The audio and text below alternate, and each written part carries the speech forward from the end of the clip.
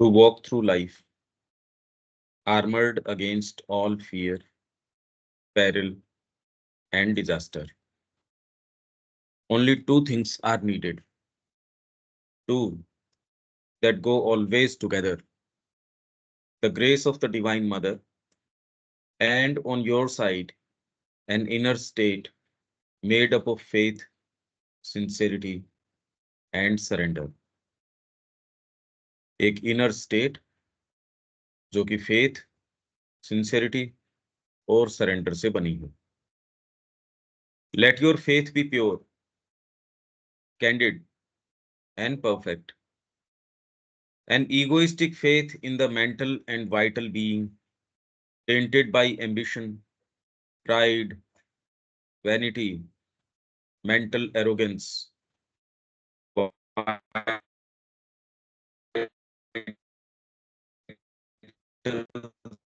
self-will, factions of the lower nature, is a low and smoke-obscured flame that cannot burn upwards to heaven.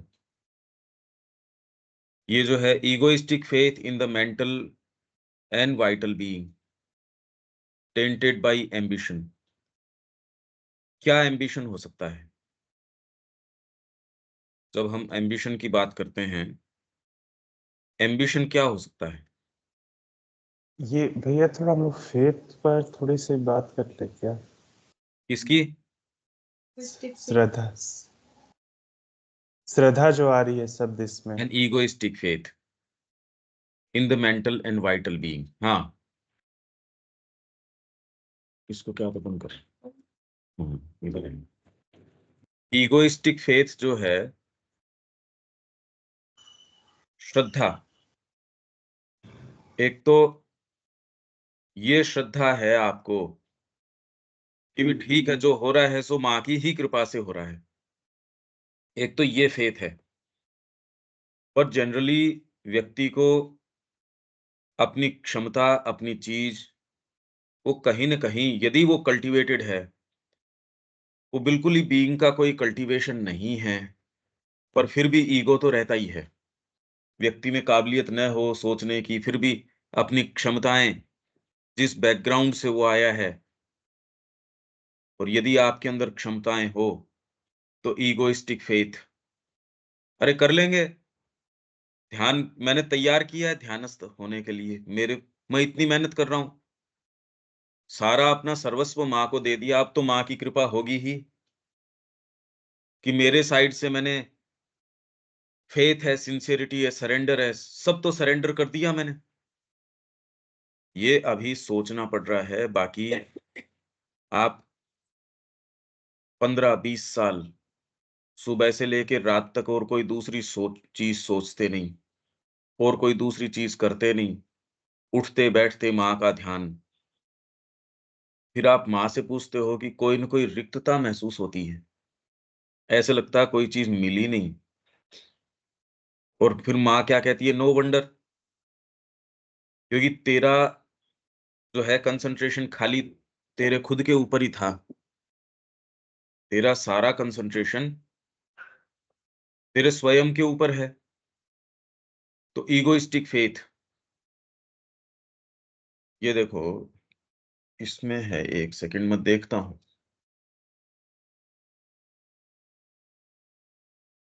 व्यक्ति को ये जो faith रहता है, अगर मेरे को मिल जाता है तो एक सेकंड के अंदर.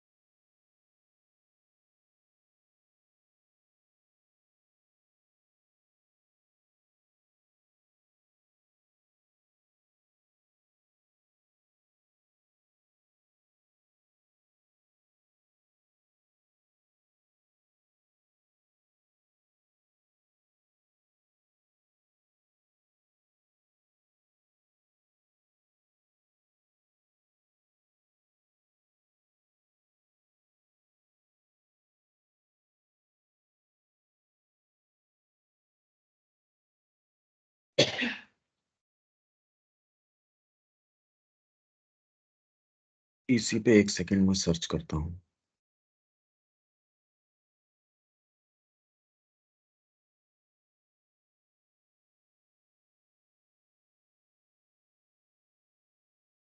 ये एजेंडा के अंदर माँ सतप्रेम को कह रही हैं कि तेरे को खाली खुद से मतलब है और तेरा किसी और से मतलब है नहीं। जबकि वो व्यक्ति ये सारी चीज लिख रहा है और वो लिख के व्यक्ति को जो भी उसका इंप्रेशन निकाल सकता हो, अगर वो मिल जाता है तो ऐसी कितने कितने लोग हैं जिनके प्रति हम ये देखते हैं भाई ये कितने जबरदस्त लोग रहे और उनके विषय में माँ क्या कह रही हैं, वो कई लोगों को बड़ा ऑफेंसिव सा लगता है।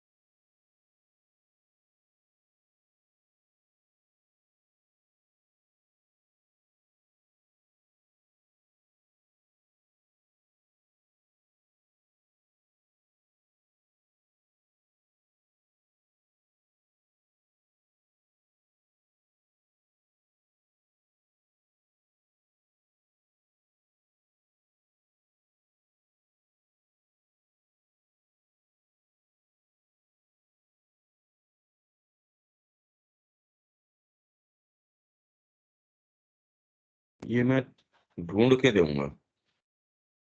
इसमें माँ उसको कह रही हैं कि पूरे संसार में जिससे तेरे को कंसर्न है वो है तू खुद, बस। और कितनी विचित्र बात है, माँ कह रही है मैं मेरे डीपेस्ट जो चीजें हैं वो तेरे को बताती हूँ, मेरे जो एक्सपीरियंसेस है वो तेरे को बताती हूँ। तो आप ये कह रहे हो कि ईगोइस्टिक फेथ, व्यक्ति को अपनी क्षमताओं के अंदर फेथ रहता है।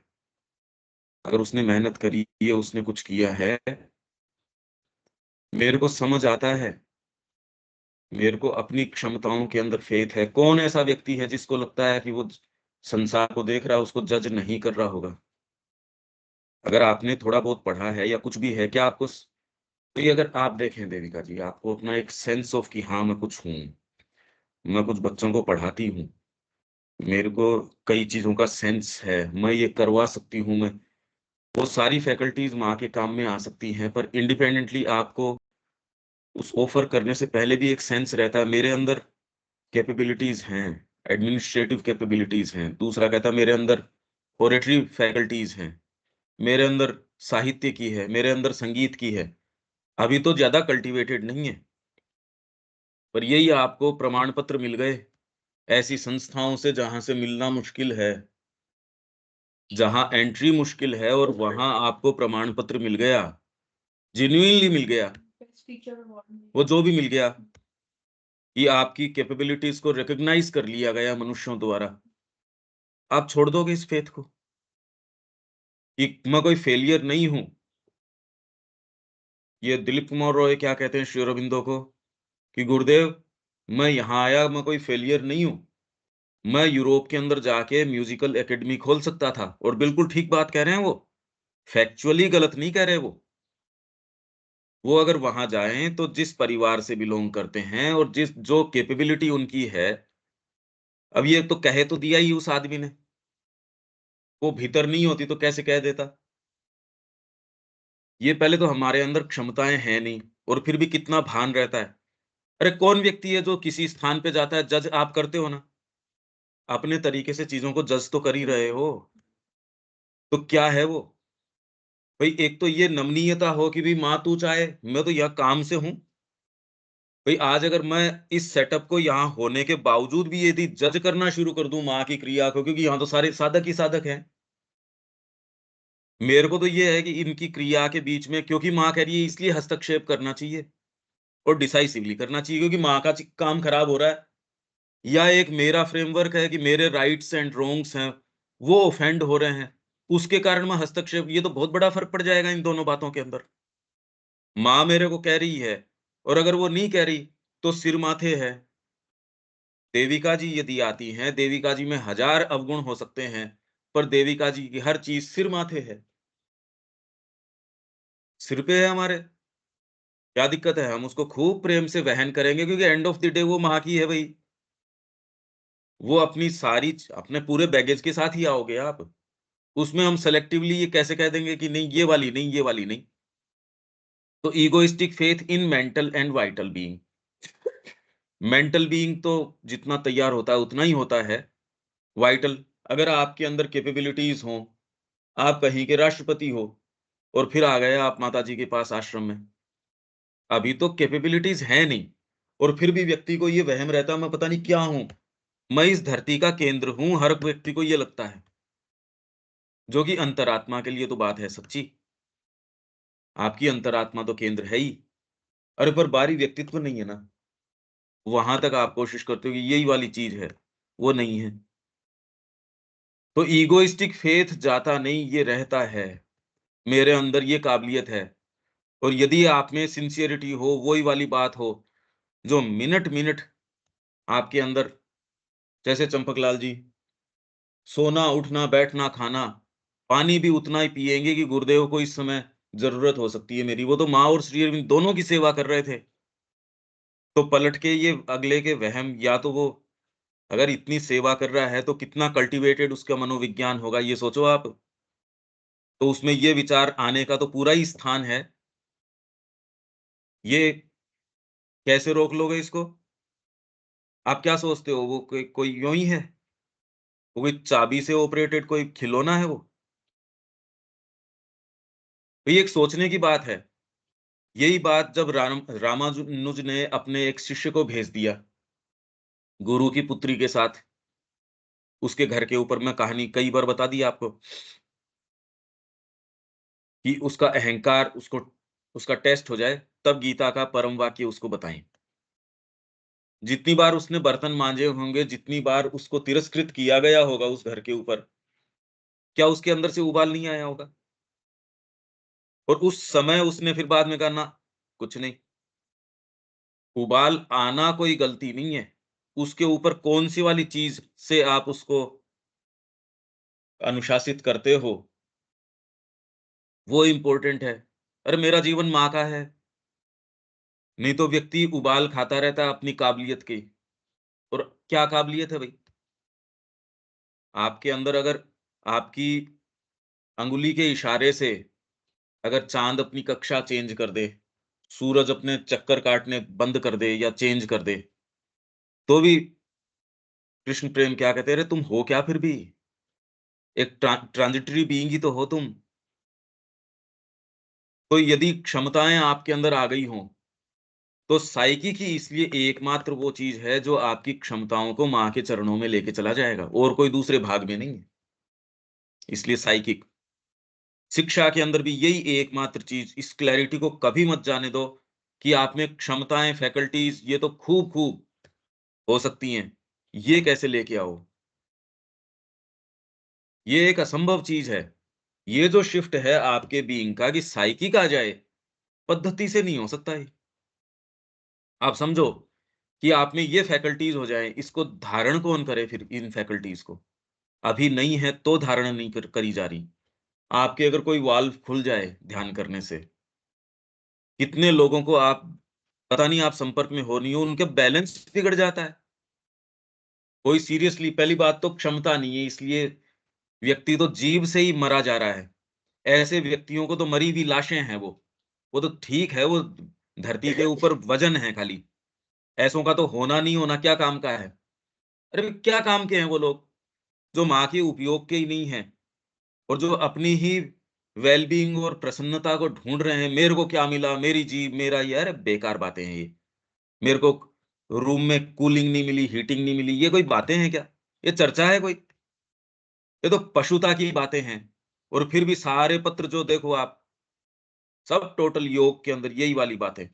तो ट्रेडिशनल योग है वो इनको किसी को प्रश्रय देता ही नहीं कि तुम्हारे 100 वर जचे तो आओ और नहीं जचे तो मत आओ।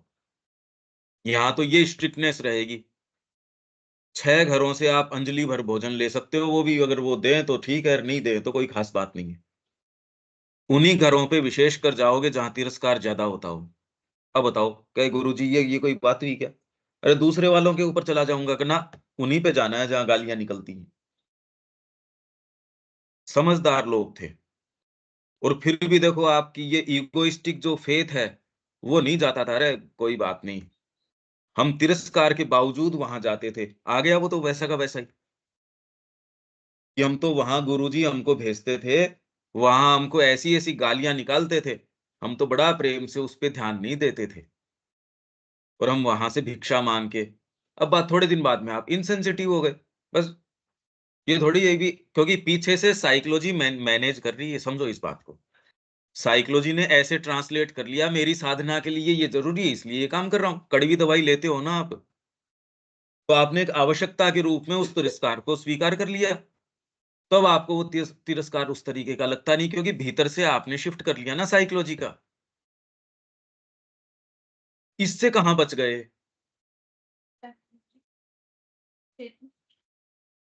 बहुत फ़र्क है। फंडामेंटली तो आपके कोई शिफ्ट आया नहीं, चेतना में कोई शिफ्ट नहीं आया। साइकोलॉजिकली अभी तो बार्गेनिंग तो है ही, ये काम करूँगा तो मेरी साधना हो जाएगी।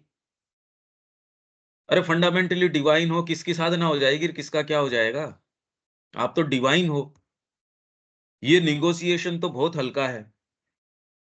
वो आप बंद कीजिए। An egoistic faith in the mental and vital being. अभी कल्टीवेशन नहीं है तो भी व्यक्ति को ये रहता है। ये समझ आ रही है क्या ये विवेक? ये चीज़ जाती नहीं। हाँ, वो चीज़ तो नज़र आ रही है और ये जिस चीज़ की आप बात कर रहे हैं वो तो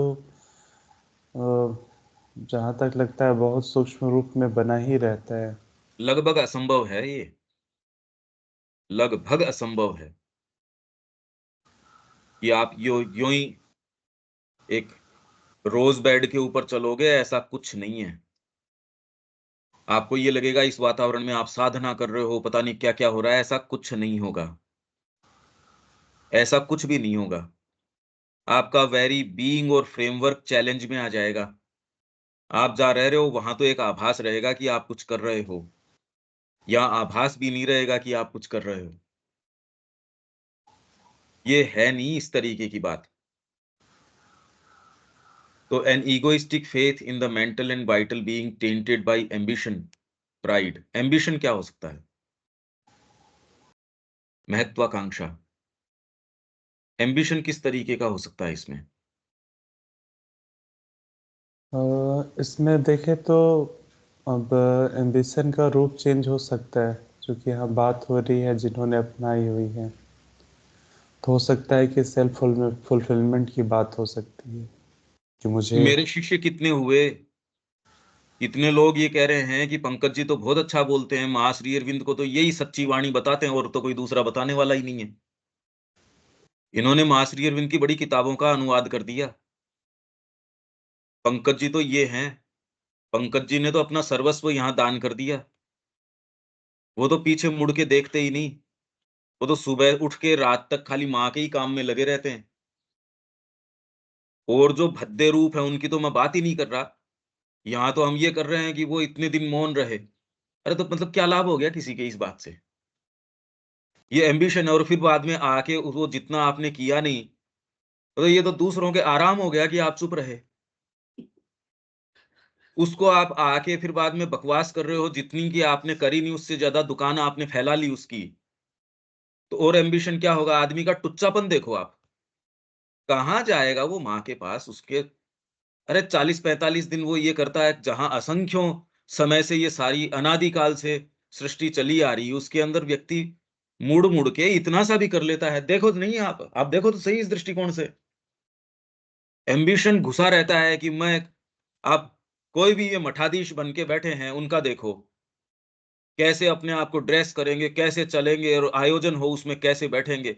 लोग मेरे को कुछ समझें, मेरा आसन अलग से है, मेरी ये चीज़ अलग से है, उसके पीछे कोई सत्य हो सकता है, मैं ये नहीं कह रहा। आप वहाँ आए हो, आपका एक्स टू ग्राइंड है ही पक्का, इसमें कोई फ़र्क ही नहीं है। इसमें गलत-सही की बात नहीं है, धीरे-धीरे व्यक्ति मैच्योर होता है। उसमें कॉमन सेंस आता है माँ की कृपा से कि हाँ भई ठीक है। पर उसको कॉन्शियस करे कौन? इस चीज़ के विषय में कॉन्शियस करे कौन? ये है समस्या। अब वाइटल को कैसे पसंद आएगी ये बात? मेरे अंदर एम्बिशन है, आज मैंने 40 दिन का किया, अब मैं 50 दिन का करूँगा, 60 दिन का करूँगा। अगर उससे मेरी दुकानदारी बढ़िया हुई, मैं नया कोई शो ऑफ क्यों नहीं लेके आऊँगा? बाज़ार के अंदर खिलौने आते हैं ना, हर मेले पे आप नए-नए खिलौने देखते हो कि ये मेला लगा, एक नया तरीके का खिलौना आया, वही वाला खिलौना कम रिपीट करते हैं। नए-नए खिलौने आते हैं, आप ब देखते हो। तो इस बार आपकी दुकानदारी इतनी चली, इस बार कुछ नया करो, इस बार ये वाली चीज़ करो और माँ श्री अरविंद आपको ये चीज़ करने नहीं देंगे, तो गुरु का सानिध्य आपकी वाइटल को कैसे अच्छा लगेगा ये बताइए? बिल्कुल अच्छा नहीं लगेगा। दिलीप कुमार रॉय को जब श्री अरविंद ने कहा कि तू अकेले के अंदर माताजी ने कहा कि अकेले के अंदर गाया कर, बहुत बुरी लगी ये बात। Mother does not approve my music. तो श्री अरबिंदो ने कहा कि म्यूज़िक के लिए उनकी कोई प्रॉब्लम नहीं है। वो ये कह रही हैं कि तेरी जो प्योरिटी है, जैसे ही सभा के अंदर तू जाता है, तेरे को पता ही नहीं लगता कैसे वाइटल तेरी बाहर आ जाती है। ऐसा ऊँचा व्यक्ति और उस समय जो सुनने वाले थे, वो भी कोई हर कोई नहीं। उस समय जो बैठने वाले, सराहने वाले सहाना देवी है और हैं, वो सारे लोग आश्रम के मान लो कितने हुए होंगे। उनके बीच में भी वो उसमें माँ श्री अरविंद कह रहे हैं, तेरी प्योरिटी में दिक्कत आती है। मानव जो वाइटल है, पहले तो अभी क्या है समस्या क्षमताएँ ही नहीं है और फिर भी जज करते हैं। क्यों देविका जी? अभी कोई क्षमता नहीं है, एक छोटी-छोटी कोई चीज़ है, आप में ये आ जाता है अरे मेरे को एजुकेशन का सेंस है, मैं कोई कोचिंग क्लासेस लेता हूँ या लेती हूँ। मैंने 20 बच्चों को तैयार किया, अरे तो क्या हो गया यार? मैं पुलिस अकेडमी के अंदर 1000 को ट्रेन करता हूँ और मैंने उनको वो एक आए थे, जेल में रिफॉर्मेशन का हम काम करते हैं और वो रिफॉर्म कर भी दिया होगा। तो क्या हो गया? क्या हो गया इस बात से? आपके 50,000 अनुयायी हैं, क्या हो गया इस बात से?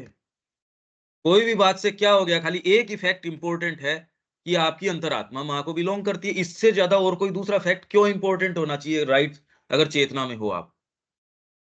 और काबिलियत जैसी चाहिएगी, माँ को बिलॉन्ग करती है आपकी काबिलियत। वो अगर एक्स्ट्रा देंगी तो आपको क्या दिक्कत हो रही है? वो आपसे ले लेती हैं तो कोई पीड़ा नहीं है। बहुत सीधी-सीधी बात है ये। पर व्यक्ति एट्रिब्यूट खुद से करता है उसको, कोई भी काबिलियत माँ देती है। अगर आपको अपने काम में वो माँ लेगी, इसलिए धारण क्षमता है ही नहीं। ब्रह्मचर्य की इसलिए अब यहाँ शिक्षा दी जाती थी। ब्रह्मचर्य कोई सेलिबेसी का मतलब नहीं है। भई ये तो कैसे क्या मतलब हुआ कि 25 साल तक आप अगर ब्रह्मचर्य करवा रहे हो और फिर गृहस्थ में भेज रहे हो, तो वो तो बच्चा थोड़ी शादी करके ये काम करना शुरू कर देगा। अगर ब्रह्मचर्य का अर्थ आप सेलिबेसी से मानो तो बच्चा थोड़ी कर लेगा ये काम। अभी तो मैच्योर ही नहीं है वो गृहस्थ के लिए। ब्रह्मचर्य का मतलब है आपकी सारी एनर्जी जो है वो कंसंट्रेटेड है ब्रह्म के ऊपर, आत्मा के ऊपर। तो अगर इनको आप उधेड़ो इन सारे तारों को, आज तो कोई चर्चा ही नहीं है ये। इसलिए साइकिक ही एकमात्र, और साइकिक क्या कहता है कि माँ जैसे है वैसे, बस। आपको व्यक्तिगत क्षमताएँ होने, नहीं होने में कोई दिक्कत नहीं है। उसका भान होने में भी दिक्कत नहीं है। अगर आप में ईगो भी आ गया तो भी कहे माँ देख, अब आप हँसते हो उसके ऊपर भी। उसको कोई सीरियसली नहीं लेते। ये रुख चेंज हो जाएगा। ये तो कहेगी आपकी साइकिक की आवाज़, और दूसरा आपकी क्षमताओं में विश्वास रहेगा ही आपको। आप ये सूक्ष्म भेद समझ पा रहे हैं ना? इसको दोबारा आप समझना, दोबारा सुनना इसको। एम्बिशन, ये एम्बिशन रहता है आदमी के, मेरी साधना हो जाए। अब ये एम्बिशन तो बहुत भारी है, मेरी साधना हो जाए। अब इससे कैसे छूट जाओगे? क्या आप साधना करने आओ तो क्या ये इस चीज़ के ऊपर आपको नहीं सीरियसनेस रहेगी कि मेरी साधना हो रही है या नहीं हो रही है? भई आप अगर आश्रम लाइफ़ जॉइन करते हो, आप मेरे पास आ जाते हो, आपका एटीट्यूड क्या होगा?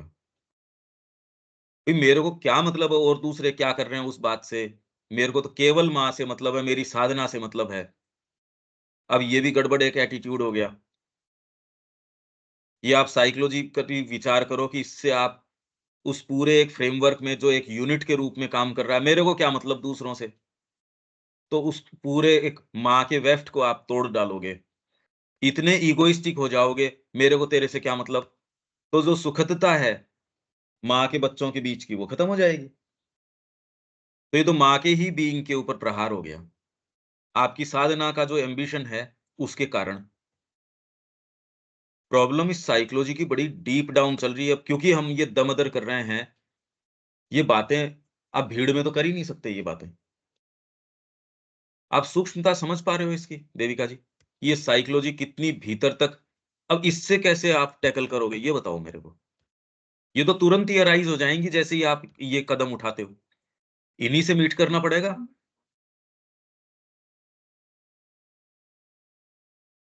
आप कोई तो उद्देश्य लोगे ना। उद्देश्य यही है कि कितना ज़्यादा मैं माँ के प्रति अलाइन हो सकती हूँ, मेरे लिए यही एम्बिशन है हुँ, कि भई कितना मैं दे सकती हूँ अपने आप को, कितना जो है मेरे अंदर से जो है वो मेल्ट डाउन हो रहा है।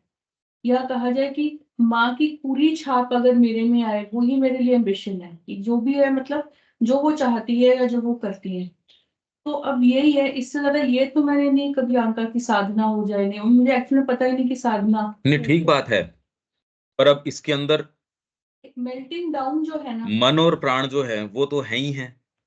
हुँ, वो अगर इसको ये क्लैरिटी नहीं है, तो कोई अच्छी स्थिति नहीं है। हुँ, भई अगर ये क्लैरिटी नहीं होना, अज्ञान कोई बहुत अच्छी स्थिति नहीं है।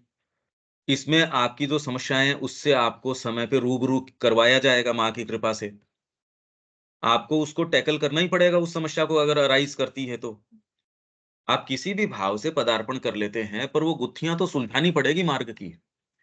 आप जो भी एक कोई फ्रेमवर्क लेके आए हैं मन, प्राण, शरीर का, माँ आपके सामने वो सारी चीज़ें सामने रख देगी जिनको सुधारने की आवश्यकता है, वो माँ ही लेके आएँगी।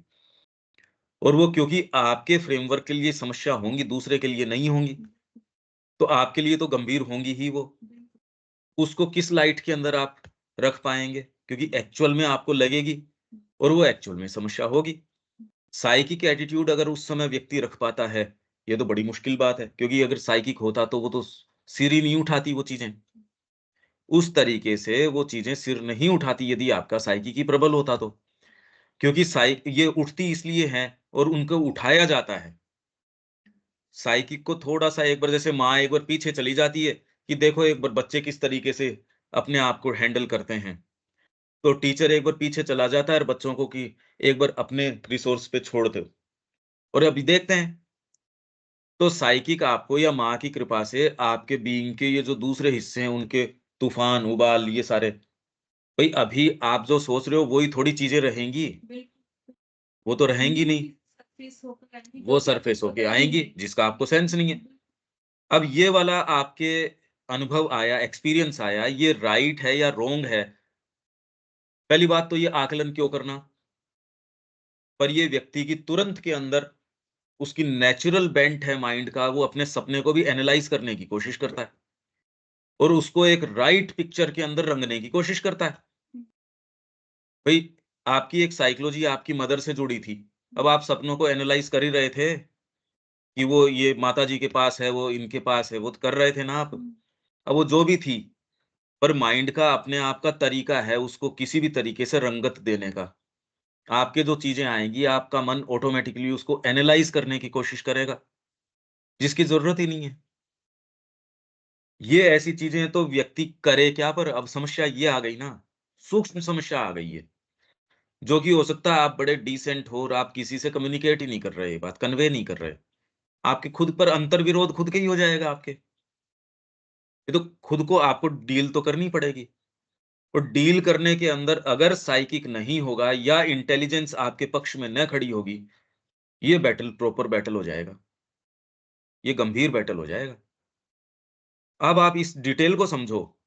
एक्चुअल तो जो होगी सो उस समय बात करी जाएगी, पर अभी आपकी साइकोलॉजी चैलेंज में नहीं आ रही, क्योंकि जो आपका है वो सेटअप उसमें अगर प्लस होता है तो आपके कारण आप कहते हो भई मेरे कारण हुआ, माइनस होता है तो आप अपने आप पे एट्रिब्यूट कर लेते हो। पर जहाँ आपकी बुद्धि ये कहेगी भी मैंने तो कुछ किया ही नहीं, मेरे साथ ये क्यों होना चाहिए? अभी आप अगर माला जपते हो तो आप ये कहते हो भई मेरी साधना हुई तो उसका भी कारण मैं हूँ। मेरी साधना अगर पीछे चली गई या मैं गर्त में गिर गई, तो उसके लिए भी और क्या होगा? माँ तो यही करेगी, तो आपको बिल्कुल एक कंफर्टेबल ग्राउंड पे हो क्योंकि आप तुरंत किसी के लिए जवाबदेह अपने आप को मानते हो। जब आप उसके लिए जवाबदेह ही नहीं होगे उन चीज़ों के लिए, अब तो बड़ी आपके हाथ से स्थिति चली जाएगी, ये बड़ी पेनफुल होती है। जब स्थितियाँ आपके हिसाब से नहीं हो रही हों, जब उन पे आपका होल्ड नहीं हो, तो व्यक्ति करे क्या? तो वो बड़ी असमंजस की सी स्थिति होती है, पेनफुल स्थिति होती है वो। अभी तो आप कर लो उतना रास्ता आप तय कर रहे हो, नहीं करोगे, नहीं करोगे। तो आप कह रहे हो, "भई मैंने नहीं किया भई। इसके कॉन्सिक्वेंसेज़ मेरे अपने ऊपर हैं।" पर बाद में आप सूक्ष्मता समझ रहे हो इन सारी बातों की? तो आप ये कह रहे हैं कि आप इनवर्ड बात कर रहे हैं कि जो चीज़ें हमारे अकॉर्डिंग नहीं होती है, कि आप आउटवर्ड की बातें कर रहे हैं कि बाहर की जैसे व्यवस्था है वो हमारे मुताबिक नहीं बार चल तो रही। कोई चीज़ होती ही नहीं। पार वाली चीज़ आपको संपर्क ही तब होगा जब आपके अंदर सर्टेन वो ग्रूव होगा तो ही होगा। नहीं तो आपको वो चीज़ लगेगी ही नहीं उस तरीके की। बार तो चीज़ें करी हुई इसलिए है कि आपकी भीतर की साइकोलॉजी को कॉन्शियस करवाए, बस। बाहर है ही नहीं कोई चीज़, बाहर तो है ही नहीं ना कोई चीज़। वो तो सारी चीज़ मेरे भीतर है और मैं उसको कैसे टैकल करता हूँ, चेतना के आधार पे करता हूँ या मैं कैसे करता हूँ, ये व्यक्ति के ऊपर है। माँ आपको जब, जहाँ, जितना, जैसे कॉन्शियस करवाना है, वो कॉन्शियस करवाएगी। वो जब आपको कॉन्शियस करवाएगी, उसके प्रति आपको तो पता नहीं होगा कैसे रिएक्ट करेंगे, तो दूसरे भाग आके उसमें क्यों नहीं प्रवेश करेंगे? ये है इसमें। विवेक, ये सूक्ष्मताएँ समझ में आ रही हैं क्या? ये क्या है? अभी तो बातें हैं। अभी लगता है अभी अपने ही उस पे बलबूते पे है इसलिए कोई दिक्कत नहीं है, कि हम साधना करेंगे। हाँ भी हाँ भैया, ध्यान में आ रहा है, समझ में भी आ रहा है। और मुझे लग रहा है कि जब तक ये मैं का भान है तब तक तो ये चीज़ बना ही रहेगा। हाँ, पर इससे पिंड कैसे छुटाओ? और ये गलत है या सही है, ये कौन कहता है? इसलिए राइट एटीट्यूड तो ये है कि जो माँ का कार्य है, आपको भीतर से एक पार्ट ऐसा है, वो इसलिए साइकिक हमेशा ही साइकिक, और उसकी पुकार ये है माँ के प्रति।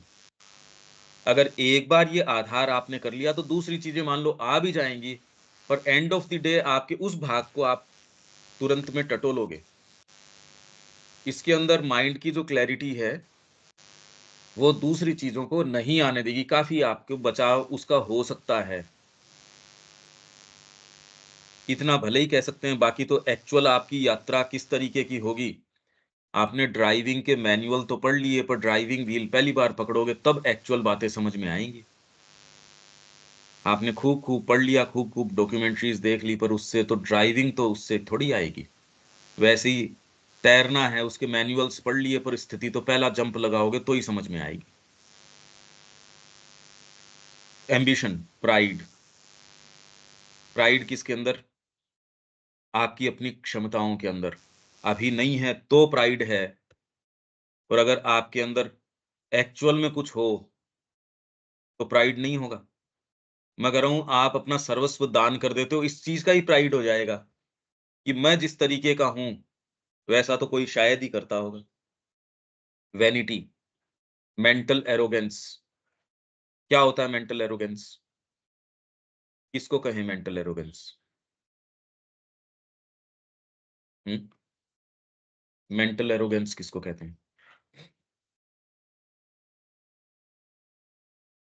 अपने आप को ग्रेट समझना, एरोगेंट, कि भाई मेरे से ज्यादा बढ़कर क्या है, ना, एरोगेंस। Mental arrogance. एरोगेंस का मतलब ये हुआ, आपको लगता है आप कुछ जानते हो।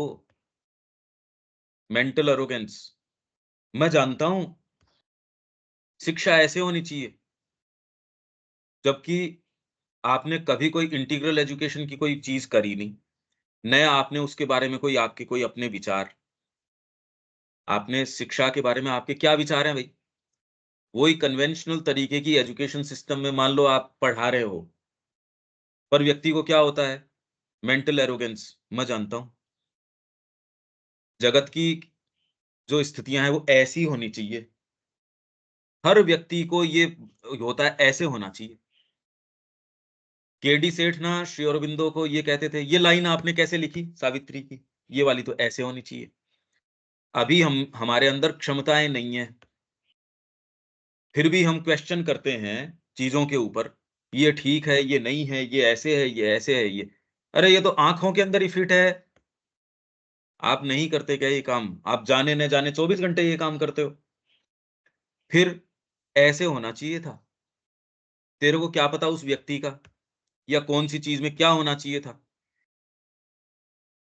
आप इसी से तो ऑफेंडेड हो के वो कि नहीं साइकिक का तो ये है, वो साइकिक का अपन ने किया था, कितने रिजेंटमेंट्स थे उसके अंदर। जबकि क्यों? साइकिक का तो सेंस नहीं था उनको, मेंटल एरोगेंस थी। हम जानते हैं, इसीलिए तो प्रॉब्लम थी स्वीकार करने में।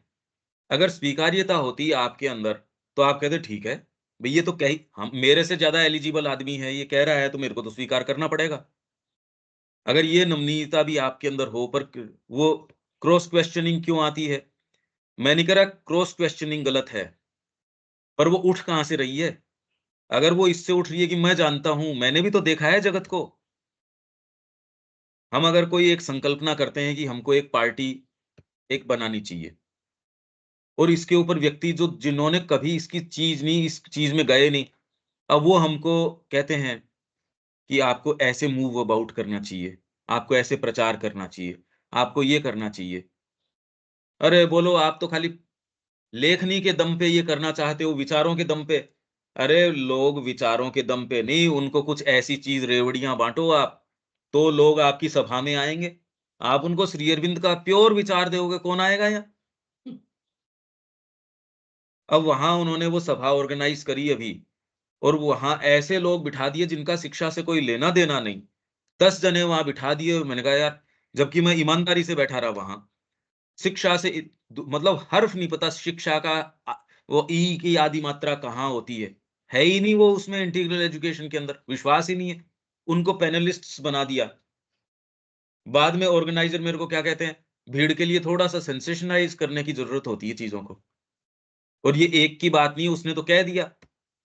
एक आयोजन ऐसा बताइए जिसके अंदर की ये मोटिव न रहता हो सफल बनाने के लिए, एक बताओ मेरे को, एक आयोजन, एक भी। इवन मां श्री अरविंद के समय सोसाइटी को ये कह दिया भैया यूनेस्को के लिए मेरी गलती हो गई, और अब यहां ये आयोजन नहीं होना चाहिए। इतना दिमाग के अंदर ये रहता है, अरे ये बड़ा उदय शंकर को बुला लिया, म्यूजिशियन था, और आश्रम लट्टू हो गया, और पता नहीं क्या आ गया, रशियन जो है जिम्नास्ट आ गए, उनको लेके, अरे देखो ओहो क्या परफेक्शन। साधकों के ये रहता है। अपनी डीपी के ऊपर लगाएंगे, मैंने मोदी जी के साथ फोटो खिंचवाई, और आप कह रहे हो जी हम यहाँ के एडिटर हैं अग्निशिखा के। ये लो साहब, आपके गुरु से ऊंचा कोई हो सकता है क्या? मेंटल एरोगेंस, इसका एक ग्लेयरिंग उदाहरण, आपको तो समझ में भी नहीं आएगा। दिलीप कुमार रॉय ने अमंग द ग्रेट पुस्तक लिख दी। अब उनका जो वर्णन है वो तो आपकी सोच समझ से परे है, वो आप उसको एक्चुअल में अप्रिशिएट ही नहीं कर सकते जितना सूक्ष्म वो लिखते हैं। और कृष्ण प्रेम उसको क्या लिखते हैं कि तूने किया है बहुत सोच समझ के ही किया होगा दिलीप। और इसके अंदर जो वर्णन है रविन्द्रनाथ टैगोर का, उतना अंतरंग वर्णन मैंने उनका नहीं पढ़ा आज तक। पर तूने यार ये क्या किया, तूने मिसलेनियस की लाइन में गुरु को खड़ा कर दिया। अमंग द ग्रेट, अमंग है ये, ग्रेट के अंदर एक अमंग, तूने मिसलेनिटी के अंदर उनको खड़ा कर दिया। इसकी बजाय मैं तेरे को अपने गुरु के बारे में सुनना पसंद करूंगा, ये क्लैरिटी किससे आएगी? आप सोच क्या रहे हो, आप किस आधार पे चयन कर लोगे अगर ये व्यक्ति जिसने एक पुस्तक लिख दी, क्षमता में तो कमी नहीं। जिस बैकग्राउंड से ये व्यक्ति आ रहे हैं, बंगाल का सबसे संभ्रांत फैमिली है, और जो ये चैतन्य महाप्रभु के ये थे ना, ये उनकी लाइनेज से ही लगातार आ रहे, अद्वैताचार्य जी बंगाल की one of the top most families के अंदर से हैं। महेंद्र नाथ जी हैं, वो इनके घर जाते थे जिन्होंने आपकी रामकृष्ण वचनामृत लिखी है। दुनिया की one of the best biographies के अंदर से है ये, और जबकि बड़ी अब्रप्टली शुरू होती है, अगर आपने पढ़ी हो कभी तो, कि मैं उस कमरे में गया इस तरीके से जस्ट यूं, और इतनी जबरदस्त है कि जो व्यक्ति शुरू करता है पढ़ना, अगर वास्तव में आपने उसको पढ़ा तो वही व्यक्ति खत्म नहीं करता उसको। इतनी जबरदस्त है क्योंकि वो उस चीज को लेके आ गए। वो इनसे जब ये स्कूल बॉय थे तब मिले, और इनको पहचान गए, पहचान के इनको क्या कहते हैं, जब भी किसी विशेष व्यक्ति से मिले तो तेरी लेखनी से कुछ न कुछ लिखना उसके बारे में। तो इन्होंने फिर दिलीप कुमार रॉय ने कहा मैं उस समय तो नहीं समझा था, उनको कुछ न कुछ नजर आया होगा। कृष्ण प्रेम के बारे में देखो क्या कितनी बढ़िया बातें लिखी है इन्होंने। तो मेंटल एरोगेंस, पहले तो आप में क्षमताएं हों, अभी तो नहीं है तो भी हम कैसे, तो इसलिए पहले तो क्षमता। अब मैं क्या बात करूं, मैं यहाँ कोई किसी की अवमानना करने के लिए नहीं बैठा, मैं कह रहा हूं कुछ तो करो यार जीवन के अंदर। अभी तो आप लोगों को जीव लाचार किए हुए है, आपको दूसरी चीजें लाचार किए हुए। और वैसा व्यक्ति, मतलब जो जिसका खुद का सेटअप उसके कंट्रोल में नहीं आ रहा और उसके अपने विचार हैं शिक्षा को लेके, एक व्यक्ति ऐसा नहीं है जो यहाँ आके जिसका अपना आकलन न होता हो। जबकि मन को ये समझ में आना चाहिए कि भैया मैं तो इसके लिए एलिजिबल भी नहीं हूं। इतना तो एक माइंड का उसको डिसेंसी चाहिए या नहीं चाहिए, कि मैंने ये काम नहीं किया, मैं इस क्षेत्र का नहीं हूं, जो इस क्षेत्र का है उससे समझने की पहले तो मैं कोशिश करूं। मैंने साधना नहीं अपनाई, पर हर व्यक्ति का साधक के विषय में अपने विचार, अपनी चीज देखो। ये तो ऐसे है, जब आप फंडामेंटली ये मान रहे हो कि माँ उसको गाइड कर रही है, उसकी गलती या सही जो भी है माँ टैकल कर रही है, तो ये डिसेंसी। अब इससे निष्कर्ष क्या निकलता है, ये बहुत बड़ी प्रॉब्लम है। आप समझ रहे हो मेंटल एरोगेंस, ये तो बहुत डीप डाउन प्रॉब्लम है। ये व्यक्ति की नहीं, सबकी बात है। ये हमारी आंखें बनी इस तरीके से, इंद्रियां वो जज करती हैं। Vital self will, self will मैंने कहा ना, ये मेरी बात, और कहीं आपका कुछ इन्वॉल्वमेंट है कोई चीज में तब तो कहना क्या। तब आप ये कह दोगे भैया पैसा इसमें मेरा लगा है, चुप। अगर किसी में आपका पैसा इन्वॉल्व है, आप ऑर्गेनाइजर हो किसी चीज के, आपने डिसेंटली आपने किसी को बड़ी तरीके से समझा दिया, उस आयोजन के अंदर आपने आयोजन किया, फिर बाद में उसको अगर वो ज्यादा ही परेशानी कर रहा है तो आप कहे बाहर निकाल दो इसको, भैया इसके अंदर पैसा हमारा लग रहा है। सीधा सीधा आप ये कहोगे। सेल्फ विल मेरी चलेगी यहां तो मेरा कहा चलेगा। ये सही भी हो सकती है और ये गलत भी हो सकती है। मैं नहीं कह रहा असर्ट करना गलत होता है, पर किस आधार पे कर रहे हो वो है। अगर आत्मा के आधार पे कर रहे हो तो पूरे राइट हैं आपको असर्ट करने के, यही होगा। बदमाशी नहीं हो सकती। यहाँ तो काम माँ का ही होगा। जैसे हमने कहा, यहाँ तो अगर आपने कोई दूसरी बात करी तो ठीक नहीं रहेगा। यहाँ तो बात तुम माँ और श्री अरविंद की कर सकते हो, मोटी-मोटी। बाकी तो अब जो वो करेंगे तो वो तो जो करेंगे सो ही करेंगे। Personal demand, desire for the petty satisfactions of the lower nature, is a low and smoke obscured flame that cannot burn upwards to heaven. और ये ऐसे ही नहीं कह रहे श्री अरबिंदो। ये देखो यानी आप। भैया, हाँ, ये वैनिटी का कुछ उदाहरण हो सकता है? Vital self will, vanity. Vanity रहती है आदमी के अंदर। मैं कुछ हूँ, मैंने जीवन में कुछ किया है, ये वैनिटी रहती है। अपनी जो कुछ चीज़ उसने करी है, मैं जो संगीत कर पाता हूँ, कोई दूसरा नहीं कर पाता। मैं जिस तरीके से बच्चों को पढ़ाता हूँ, वैसे कोई नहीं करवा पाता। मैं जब उनको पढ़ाता हूँ, तो 20 जने मेरी सुनते हैं, उसकी क्लास में तो सुनते ही नहीं। अगर एक टीचर के उस सेटअप में ये चीज़ मन में आ जाए, और मैं क्लोज़ली जानता हूँ, कौन टीचर है जिसके ये भान नहीं हो जाता, मैं पढ़ा रहा हूँ, वैसे दूसरा नहीं पढ़ा रहा। मैं जितना तरीके से माँ को मैंने अपने आप को ऑफ़र कर रखा है, वैसा नहीं कर रखा। अपनी क्षमताएँ, मैं ऐसे ही नहीं हूँ, मेरे बहुत बड़ा मकान है।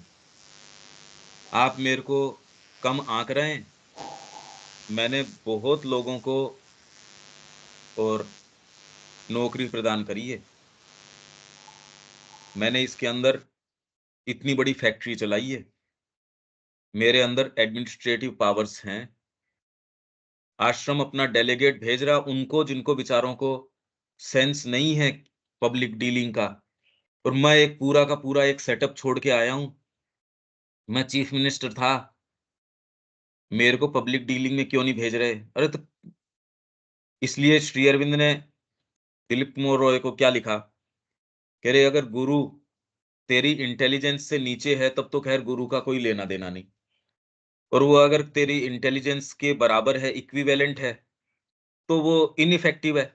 वे तू और तेरी इंटेलिजेंस और गुरु एक ही है। पर यदि गुरु तेरी इंटेलिजेंस से हायर है, तो यार ये क्वेश्चन क्यों करता है फिर? तो ये बात समझ में थोड़ी आती है। वो मान लो चुप भी हो जाए, आप कहते ठीक है जी मैं चुप हो जाता हूँ, चुपचाप मान लेता हूँ।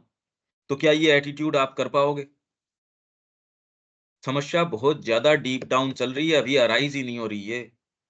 कुरुक्षेत्र अराइज़ हो जाएगा अगर आप इसको लेते हो तो। वैनिटी, ये रहती है आदमी में, मैं कुछ हूँ, ये भान।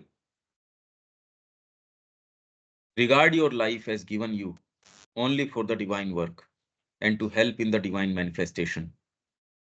Desire nothing but the purity, force, light, wideness, calm, ananda of the divine consciousness and its insistence to transform and perfect your mind, life, and body. Ask for nothing but the divine, spiritual, and supramental truth, its realization on earth and in you and in all who are called and chosen, and the conditions needed for its creation and its victory over all opposing forces। ये सब चीजें मांग करो। पर इसमें बड़ी समस्या वाली बात है, आपको तो ये लगती है बहुत अच्छी बात, पर आपका माइंड और वाइटल अपने तरीके से ट्रांसलेट करेगा इसको भी, और वो ऐसा ट्रांसलेट करके वायलेंट हो जाएगा, इससे नहीं बच सकोगे। क्योंकि आप ये कह रहे हो मैं तो और कोई चीज आस्क नहीं करता, और चीज किसी चीज की मांग नहीं करता, केवल भगवान। मैं केवल भगवान की मांग करता हूँ, और ऐसा करके आश्रम में ही 2 खेमे बँट जाएँगे, दोनों एक-दूसरे के खिलाफ कोर्ट केस तक भी जा सकते हैं, और दोनों आके समाधि पे प्रणाम करते हैं। और दोनों कह रहे हैं, माँ, आपकी कृपा दीजिए, मैं सत्य के मार्ग पे चल सकूँ, आपका ही कार्य कर सकूँ। 2 जनों को बिठा के माँ ऐसे व्यक्तियों को बिठा रही है, और बिठा के उनको क्या कह रही है, मेरे को हारमनी चाहिए। वो व्यक्ति जिन्होंने मातृ मंदिर की संकल्पना करी, उसके अंदर दोनों ही काम कर रहे हैं। और दोनों को बिठा के ये कह रहे हैं मेरे को हारमोनी पहले चाहिए। व्यक्ति माँ को ये कहता है, माँ इस काम में देखो कितने पैसे वेस्ट हुए। माँ कह रही है तुमको पैसे की वेस्टेज तो नजर आ गई, इस काम में चेतना की वेस्टेज है वो यहाँ किसी को नजर नहीं आती कि कितनी वेस्टेज चल रही है चेतना की। तो इसलिए जब आप इसको ट्रांसलेट करेंगे कि मेरे को तो केवल माँ से ही मतलब है, अरे दो व्यक्ति समाधि पे जाके प्रणाम कर रहे हैं, माँ की कृपा बुला रहे हैं और उसी के बच्चों के खिलाफ, अब बताओ हैं, फॉर्मुलेट तो कर ही रहे हैं। वो कह रहे हैं मेरी इंटेंसिटी है माँ के प्रति, दूसरा कह रहा है मेरी इंटेंसिटी है माँ के प्रति। अब आ गई समस्या फॉर्मुलेशन के अंदर। तो ऐसी माँ कैसे हो सकती है? अगर आप इंट्यूशन पे भी होगे तो विभेद नहीं हो सकता। और इसके मैं कितने कितने उदाहरण आपको दे सकता हूं। दोनों ही जा रहे हैं, दोनों की निष्ठा है माँ के प्रति और वो दोनों समाधि पे प्रणाम कर रहे हैं। दोनों ये मांग करते हैं मैं सत्य के पक्ष में खड़ा रहूं, आपकी ही जो चीज है उसको मैं यहाँ मैनिफेस्ट करूं, और एक दूसरे के खिलाफ कोर्ट केस कर रहे हैं। अब और दोनों ही व्याख्यान देने वाले लोग हैं, दोनों ही श्री अरविंद और माँ की पुस्तकें हैं, दूर दूर जाके व्याख्यान देते हैं। उनके लेक्चर्स हैं, लोग कह रहे बड़ा इंटेंस लेक्चर है, बड़ा ये है। दोनों जाके प्रणाम कर रहे हैं और ये पीछे से हो रही है। ये कैसे संभव है? ये कैसे हो सकता है? तो इसलिए आप में ये बात हो सकती है, पर उसका मन और प्राण ट्रांसलेशन करेगा, वो सही कर ही नहीं सकता। इसलिए गुरु का सानिध्य है, उसका कोई सब्स्टिट्यूट है ही नहीं। आप गलत जाओगे ही, इसमें तो कोई बात ही नहीं है, क्योंकि आप माइंड से और उसी से फॉर्मुलेट करोगे। उसी से फॉर्मुलेट करना पड़ेगा। आप और कैसे करोगे? आप सिंसियरली पुस्तक पढ़ लोगे, इंटेंसिटी मेंटेन कर लोगे, साइकिक एटीट्यूड कैसे लिया होगे? क्योंकि आप बार-बार आकलन करोगे, मेरी साधना हुई या नहीं हुई? मैं प्रोग्रेस किया या नहीं किया? ये भी तो आकलन करोगे ही। ये बहुत गंभीर चीज आ रही है। इससे कैसे बच जाओ? आपको इसमें जो समस्या है वो समझ में आ रही है क्या विवेक इन उदाहरणों से? और ये मैं कोई भी सोच के उदाहरण नहीं दे रहा, ये तो साफ-साफ है। मतलब प्रैक्टिकल उदाहरण दे रहा हूँ ये। कुछ कुछ तो नज़र आ रहा है कि वो माँगने का चीज़ है और फिर आपस में डिस्प्यूट का चीज़ का जो उदाहरण दे रहे हैं, लेकिन उसमें ये जो बात है कि वो चाह रहे हैं और फिर भी उनके अंदर ये चीज़ें नहीं हो रही है। तो इसके द्वारा मतलब क्या बताना चाह रहे हैं वो चीज़ पूरे पकड़ में नहीं आ रही। समर्पण नहीं है अभी। अभी समर्पण खुद की ईगो को है, और माँ ही आपको समर्पित हो जाए। आप समर्पित नहीं हो माँ के प्रति। ये कॉमन सेंस की सी बात है, घर पे भी नहीं करे आदमी इस तरीके का काम। जो माँ को, श्री अरविंद को बुला के और एक दूसरे के खिलाफ ये काम करे, ये करने के काम है क्या कोई? माँ के वेफ्ट को उधेड़ना, किसी के प्रति बात करना उसके पीठ पीछे, कौन सा ऐसा सेटअप है जिसमें एक दूसरे के प्रति चाहे साधक हो उसके लिए बात न करी जाती हो? माँ कह रही है ये मेरी ही पीठ पे छुरा भोंकने की बराबर है अगर आप मेरे ही बच्चों के बारे में बात करते हो। पर एक स्थान बताओ जहां ये नहीं होता हो। मतलब मेरे को सेक्रेटरी बनाओ, मेरे को ये करो, मेरे को वो करो। एक स्थान बताओ जहां ये नहीं होता हो, जहां व्यक्ति ग्रैटिट्यूड के अंदर रहता हो, क्योंकि अगर ग्रैटिट्यूड है तो आप पीठ पीछे बात नहीं करोगे। ये है साइकिक एटीट्यूड। मैंने तो मतलब ये स्थान की तो कोई कल्पना ही नहीं हो सकती कि यहाँ जो, या फिर बाद के अंदर उन्होंने एक प्रोफेशनल एटीट्यूड अपना रखा है, भैया ये देखो बस यहाँ अपन रीडिंग करेंगे, किसी को न बोलने का है न कोई और है, यहाँ लड़ाई होगी अगर एक दूसरे के विचार, तो अपने तो खाली एक पुस्तक पढ़ लो श्री अरबिंदो की, हम तो केवल रीडिंग करेंगे। तो उन्होंने एक एक इस तरीके का एटीट्यूड कई जगह अपना रखा है। पर उसके अंदर भी एक उन्होंने कमरा बना रखा है या एक सेंटर का एक एक नाम कर रखा है। पर उसके अंदर उनके पास कोई, उन्होंने जो प्योरली रह रहे हों या जिनकी क्या है उसके भी रंग अपन देख लेते हैं। अब करें क्या इससे? आप अगर मेरे पास और उन स्थानों की अपन यात्रा करें, इसमें सबसे इंपॉर्टेंट बात है उसकी कमियां मत देखो, ये देखो कि उस व्यक्ति ने इन कमियों के बावजूद भी एटलीस्ट किसी क्षेत्र के अंदर तो माँ को दे रखा है, ये इंपॉर्टेंट बात है। अगर आप कमियां देखने चलोगे तो ये कौन परफेक्ट मिलेगा? सबसे इंपॉर्टेंट बात है, और वो ही चीज रेस्पेक्टेबल है। देविका जी आई तो देविका जी की वो चीज की, अरे तुम माँ को बिलोंग करते हो इसलिए हमारे सिर माथे है, बस। कमियों को क्या देखें? इनको जितनी नजर नहीं आती उससे ज्यादा तो मेरे को अपनी नजर आती है, तो मैं इनका क्या आकलन करूं? शब्या जी की वो चीज जो जो माँ को बिलोंग करती है वो कीमती है, और उसकी वो इतनी कीमती है कि और दूसरी सारी चीजें हैं वो स्वीकार्य हैं, पर उसके कारण है, न कि और दूसरे कारण। और अगर ये एटीट्यूड होगा तो शब्या जी भी धीरे धीरे सारी चीज समझ जाएंगे, क्योंकि ये तो एटीट्यूड चेंज हो गया ना। अदरवाइज तो जजमेंटल एटीट्यूड होता है व्यक्ति को, आप कितना भी चाहे चैरिटेबल हो, जजमेंट के बिना रह ही नहीं सकता व्यक्ति। कैसे रह सकते हो आप जजमेंट के बिना? तो इसलिए ये जो सेंटेंस कह रहे हैं, ask for nothing but the divine spiritual and supramental truth, ये भीतर से आप कर सकते हो, आपको कई चीजों से ये बचा देगा, पर केवल इससे आपका जो मन प्राण इसका कैसे ट्रांसलेशन करेगा, वो मैंने आपको कहा कि वो थोड़ा सा अलग बात है। Ask for nothing but the divine spiritual and supramental truth, its realisation on earth and in you and in all who are called and chosen. ये सब एंड के बाद जो जो है इस चीज के लिए आस्क फॉर, ये कह रहे हैं, and ask for the conditions needed for its creation and ask for its victory over all opposing forces. तो यहां ये बात है। अब तसल्ली से खोलते हैं आप मेरे ख्याल से, पर इसको आपको बाद में सुनना पड़ेगा। ये मैं जिन चीजों के अंदर गया हूं इन चीजों की बातें नहीं होती,